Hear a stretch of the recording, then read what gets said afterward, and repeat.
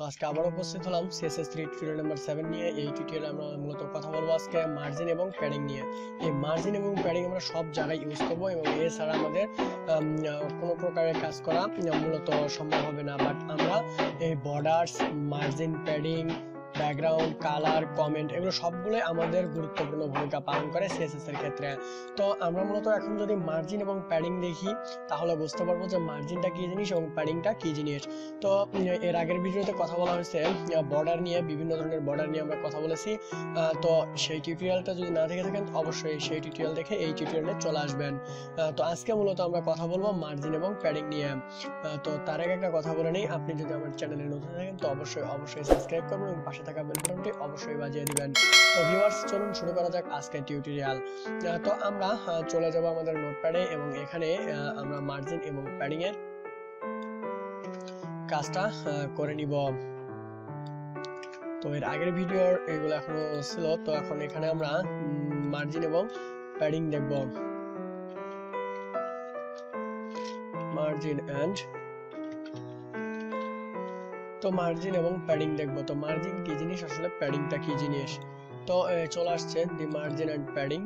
তো আমরা এখানে যদি কিছু ইউজ করে লিখি, আমরা এখানে একটা জিনিস লিখতেছি যে কি লিখব, যে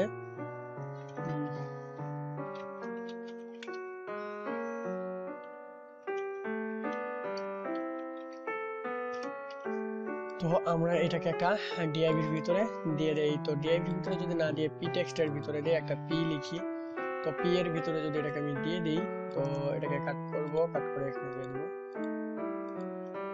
ওকে, সো এর একটা আমরা বর্ডার তৈরি করব এখন মার্জিন এবং প্যাডিং দিয়ে। চতুর্থ সাইডে সুন্দরভাবে মার্জিন এবং প্যাডিং দেব। আসলে মার্জিনটা কি জিনিস, প্যাডিংটা কি জিনিস এখন আপনি বুঝতে পারবেন।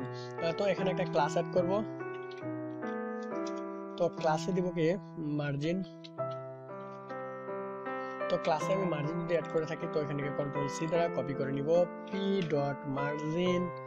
তাহলে এটা আমি বলবো কি, ব্যাকগ্রাউন্ড কালার একটা দিয়ে নিই আগে।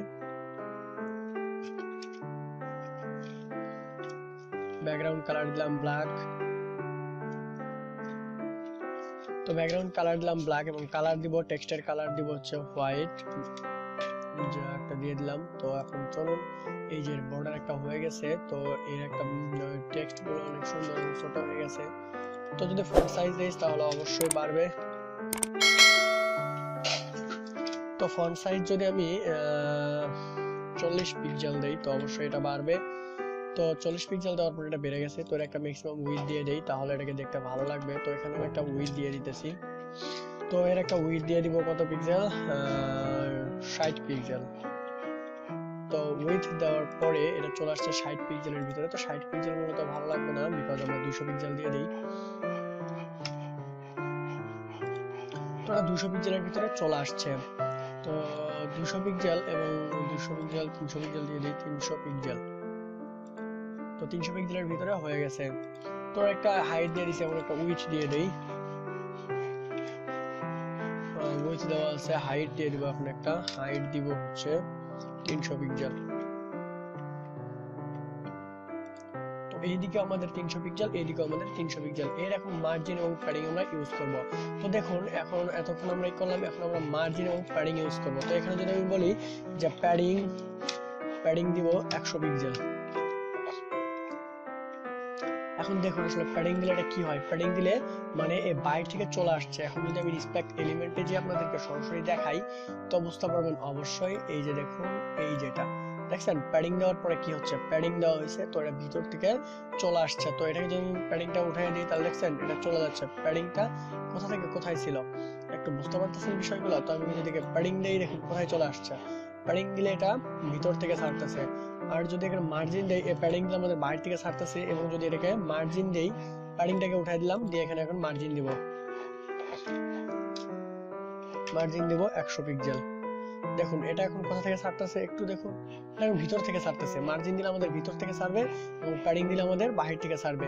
আশা করি বুঝতে পারতেছেন, মার্জিন দিলে আমাদের ভিতর থেকে ছাড়বে এবং প্যাডিং দিলে আমাদের বাইরে থেকে ছাড়বে। তো এটাই হচ্ছে মার্জিন এবং প্যাডিং এর কাজ। মূলত মার্জিন এবং প্যাডিং আমরা এভাবেই দেখবো এবং এভাবেই এটাকে ইউজ করা শিখবো। মার্জিন এবং প্যাডিং ডিসপ্লে ইনলাইনের ক্ষেত্রে আমরা সবচেয়ে গুরুত্বপূর্ণ করে যে মার্জিন টপ থেকে এত দিব, মার্জিন বটম থেকে এত হবে, তো দিয়ে এগুলো মার্জিন এভাবে আমরা কাজ করানো হয়। তো ভিউয়ার্স, আজকের টিউটোরিয়ালটা এ পর্যন্ত। যদি ভালো লেগে থাকে তো অবশ্যই একটা লাইক এবং একটা কমেন্ট করবেন এবং আমার পাশে থাকবেন নিত্য নতুন ভিডিও এবং নিত্য নতুন সিএসএস ওয়েব ডেভেলপমেন্টের টিউটোরিয়াল নিয়ে আসার জন্য।